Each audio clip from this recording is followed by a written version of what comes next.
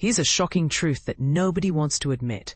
America's workers are walking straight into an AI-powered nightmare, and most don't even see it coming. While the tech world debates whether artificial intelligence will liberate us from mundane work or trigger mass unemployment, there's a critical piece of the puzzle everyone's missing. The real danger isn't just AI itself. It's how uniquely vulnerable American workers are compared to their counterparts in other wealthy nations. As someone who dedicates their career to studying workplace insecurity, I'm firmly in the pessimist camp. But here's where it gets controversial. This isn't simply about robots taking our jobs. It's about a perfect storm brewing between cutting-edge technology and America's distinctly harsh approach to worker protection. What academics call American exceptionalism. Most people think this term just means anything that makes America special. Wrong. I'm talking specifically about how drastically different our work culture and social safety nets are from other prosperous countries. And this difference is about to become our Achilles heel in the age of AI. Brace yourself, because AI is about to supercharge American exceptionalism in ways that will make job insecurity the defining feature of American work life. What makes America's worker system uniquely brutal? Let's be brutally honest about what sets the United States apart from other wealthy nations, and why this spells disaster for workers. America operates with remarkably weak union representation, an at-will firing system that lets employers terminate workers for virtually any reason, a bare-bones social safety net, and a political landscape that lacks any meaningful worker-friendly tradition. Meanwhile, most other prosperous nations enjoy robust union membership, substantial legal barriers against wrongful termination, and comprehensive welfare systems that actually support people during transitions. In simple terms, American workers were already fighting with one hand tied behind their backs long before AI entered the battlefield. This worker-hostile environment didn't happen overnight.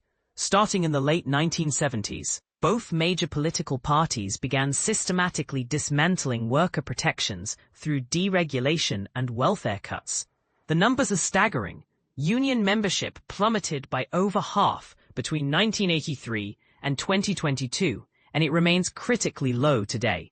During the 1990s, President Clinton famously vowed to end welfare as we know it, and delivered on that promise with legislation that gutted support programs. The result? American workers have watched their purchasing power stagnate for decades, while wealth inequality has skyrocketed since the 1970s. But here is the part most people miss. The current political climate has pushed these exceptional characteristics into overdrive. Recent actions include removing labor board leadership, undermining federal employee unions through executive orders, and implementing mass terminations of government workers, positions traditionally considered the most secure jobs available. Think about that for a moment. If even government jobs aren't safe anymore, what does that say about the broader employment landscape? As someone who studies these patterns, I can confidently say America has become even more exceptional than it was just 12 months ago. This creates the perfect foundation for widespread job anxiety, employer-friendly termination practices, and financial struggle for ordinary people.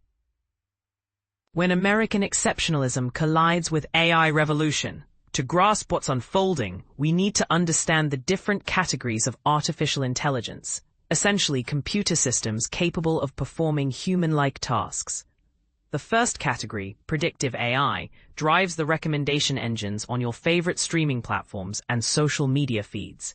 The second, generative AI, creates original-seeming content. Think ChatGPT and similar language models. The third category, agentic AI, doesn't just predict and generate, but actually takes independent action to accomplish goals. The most familiar example is autonomous vehicle technology. Companies are rapidly integrating generative AI to enhance productivity. According to Stanford University's latest AI assessment, generative systems have already exceeded human performance across numerous tasks, including visual analysis, advanced mathematics, and doctoral-level scientific reasoning. The Bureau of Labor Statistics has issued warnings about generative AI's potential to disrupt employment across multiple sectors. But agentic AI represents the real game changer for the workforce. Businesses are already deploying it for customer support across industries spanning finance and travel.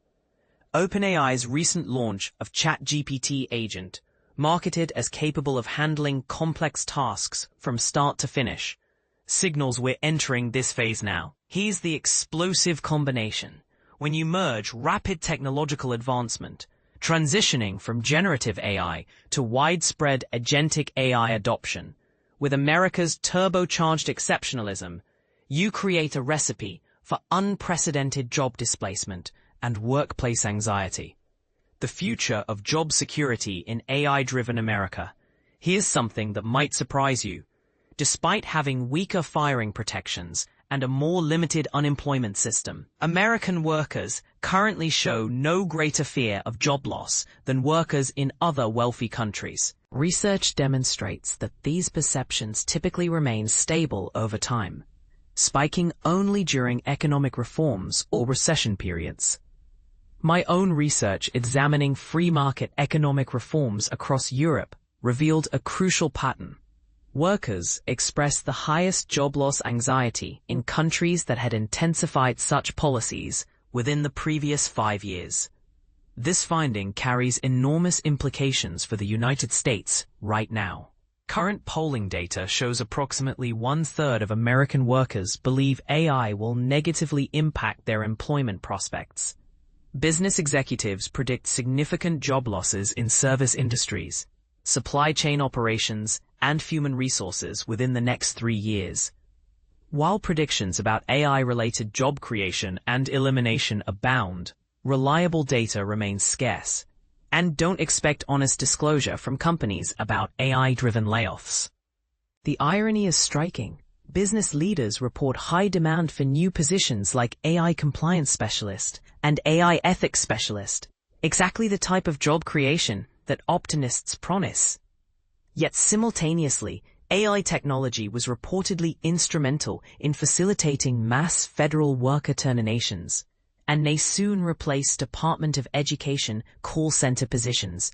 America's unique combination of minimal labor protections and aggressive AI adoption could generate the perfect storm for widespread workplace insecurity. While some unions have successfully negotiated AI-related job protections, and certain states are attempting AI regulation, the reality is that America's trajectory depends far more on corporate decisions than worker advocacy or local political action. And this is the part most people miss. I believe companies accelerating AI integration will ultimately harm American workers more than it helps them. The uncomfortable truth about our AI future. If current trends continue unchanged, pervasive job insecurity may become America's new normal. But here's where I want to challenge you. Are we simply accepting this fate, or should we be demanding a fundamentally different approach to how we manage technological transitions? Consider this controversial question.